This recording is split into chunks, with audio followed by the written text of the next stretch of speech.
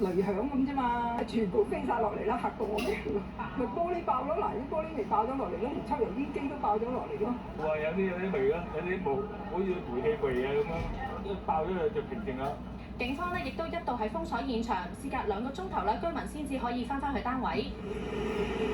而涉事單位嘅59歲女住戶面部同身體2級燒傷，雙手亦都被燒傷，清醒送往伊利沙伯醫院治理。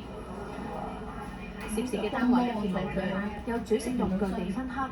初步調查發現，個女住戶喺廚房蒸番薯期間聞到煤氣味，熄咗煤氣之後就發生爆炸。消防到場就熄咗部分單位嘅煤氣供應。而煤氣公司調查之後，亦都發現涉事單位煤氣標前嘅一段分喉，懷疑因為破損而洩漏。有工程師就話，附有 GU 標誌嘅煮食爐，若果供氣有異常，會自動停止供火。如果煮食嘅時候聞到異味，唔好自行熄火，而係應該要即刻熄咗煤氣標前嘅總掣。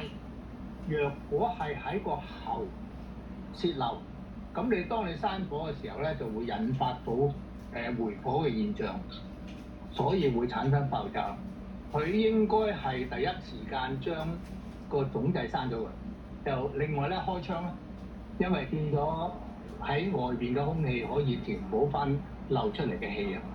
將嗰個氣嘅濃度減低咯，唔好喺屋裏邊去打電話，因為任何嘅電源會產生嘅閃燃咧，佢就亦都會着火嘅。佢又話，煤氣公司每18個月會為住戶定期檢查，呼籲市民要盡量配合。